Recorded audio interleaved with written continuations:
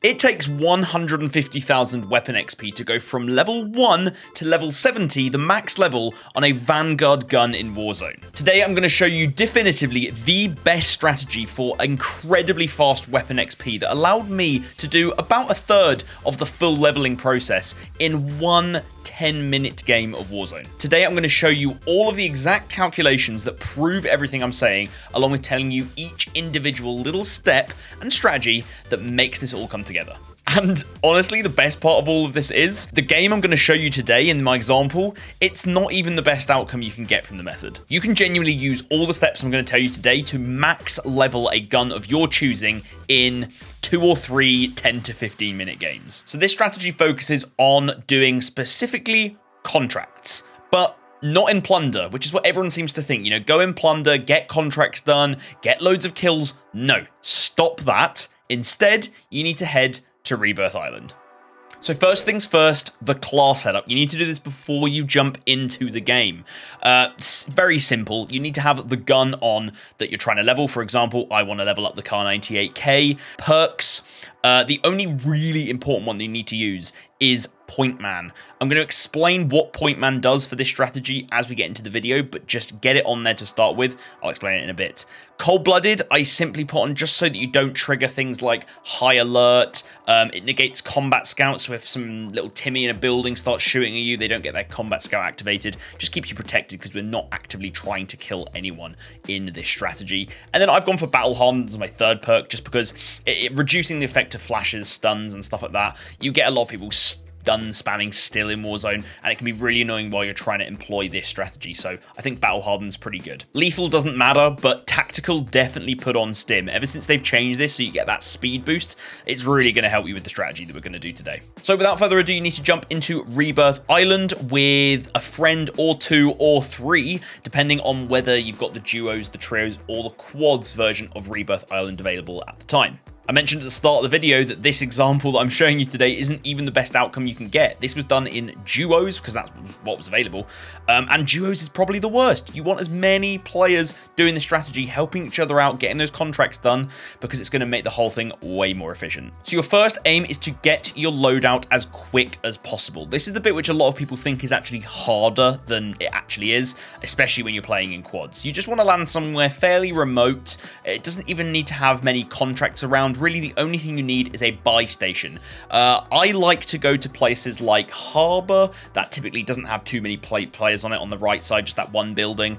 Security area can be good if the flight path isn't directly over it, because it's kind of far out, it's down the hill. Try and land somewhere a bit remote with a buy station and gather some money. You'll actually find that just from opening random boxes and stuff, you'll get the 7.5 grand you need for a loadout very, very quick. Then pool your cash together, get your loadout, buy the class that we made earlier with Point Man on, and you're ready to get the weapon XP rolling. The key point as you start heading out to do these contracts is ideally you want to get one of your players to secure one of the helicopters on the map. If you get one of your players in this helicopter, they are going to be the prime helicopter pilot, taking people around the map to the places they need to go to. Your focus for the rest of the game is to purely go for the Supply Run and Scavenger Contracts. Every time you do a contract, your contract bonus increases, and you'll be able to see this. You'll see when you complete a contract, it comes up saying you got this much weapon XP, and then it will say the next contract bonus will give you plus a certain percentage extra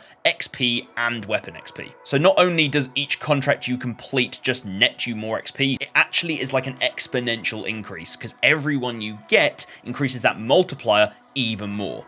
Now, this is where the Point Man perk comes in. Typically, when you start off a game in Warzone, you start off with the 1 contract bonus.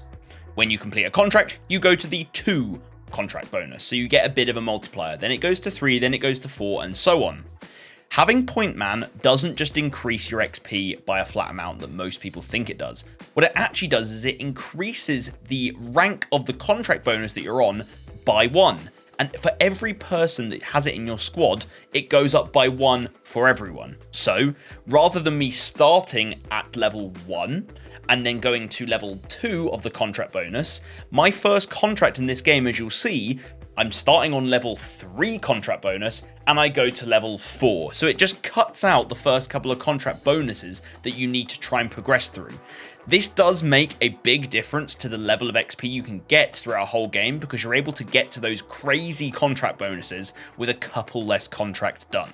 I hope that makes sense. It's a bit confusing, but we'll carry on. Supply runs really are the golden contract for this strategy because what's going to happen is you're going to pick up a supply run and it ain't going to send you too far to get to the buy station that you need to go to. And if you have potentially trios or quads, you've got one guy in a helicopter, one guy picking up contracts, and then maybe like two guys running off to go to the buy stations they need to go to, sitting on different parts of the map, you can get a really smooth process going. In the duos example in the background, I was picking up the contract. My teammate was a lot of the time picking me up and then taking me to the buy station. I was jumping out, jumping back in.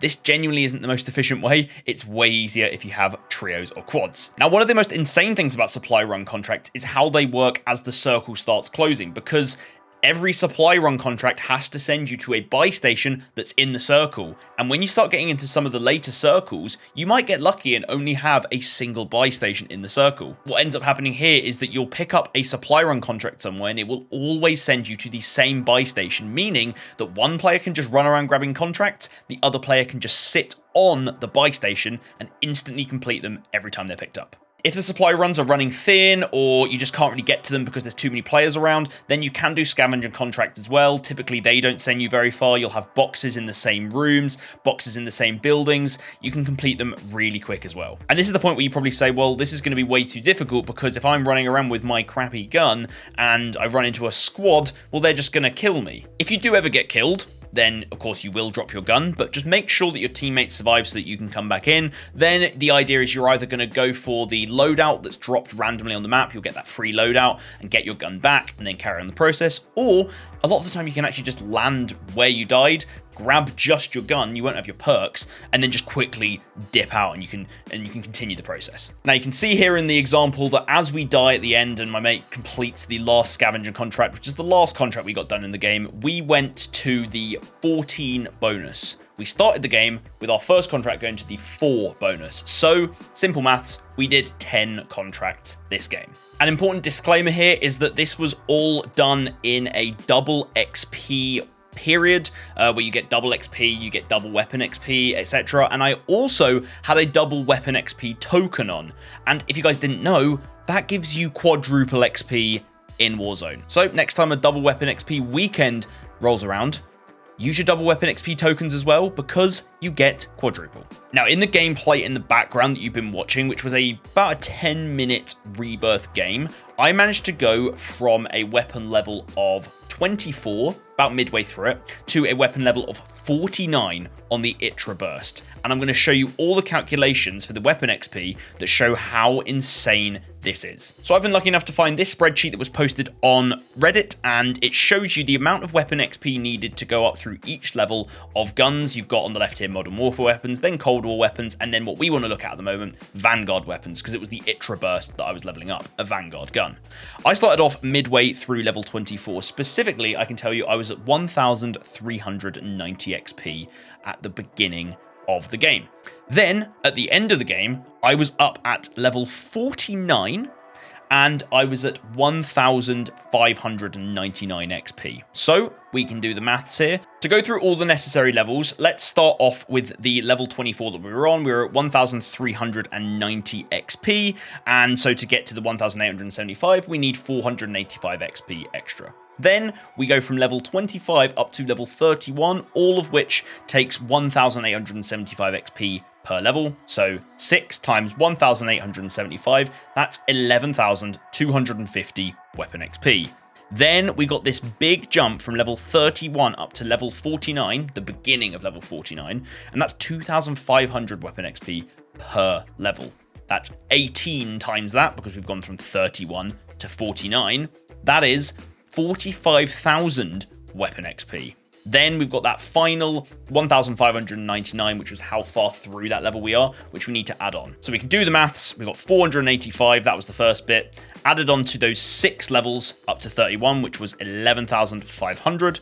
Then we add on the big jump, the 18 levels, which was 45,000 XP. That was all the 2,500s. And then we have to add on that extra little bit at the end, 1,599, a total of 58,000 584 weapon XP. As I mentioned at the start of the video, and the proof is here, you can go and do all the maths yourself. It is 150,000 weapon XP to go from level 1 to level 70 max level on a weapon. And we have managed to do over a third of that in one game of Rebirth Island. Tell me that isn't insane. Now, I'm putting this strategy out there completely transparently because I want everyone to get on board with this. We've had way too many weapon XP methods nerfed by the developers, and honestly, it's ridiculous how long it takes you to level up guns in this game without doing things like this, and I'm so happy that I have this method that I can share with you guys and get you guys enjoying the game using a load of different weapons, because now you can go level them up really quickly. Anyway, guys, I'm not going to hold you much longer. This method is absolutely insane. And if you happen to be interested in improving the performance of your game, I also have a video on that. A little bit different to what we've been talking about today, but these settings are the best you're going to have for Warzone with this Pacific update. Anyway, guys, thank you very much for watching. I'll catch you guys in my next video. Bye-bye.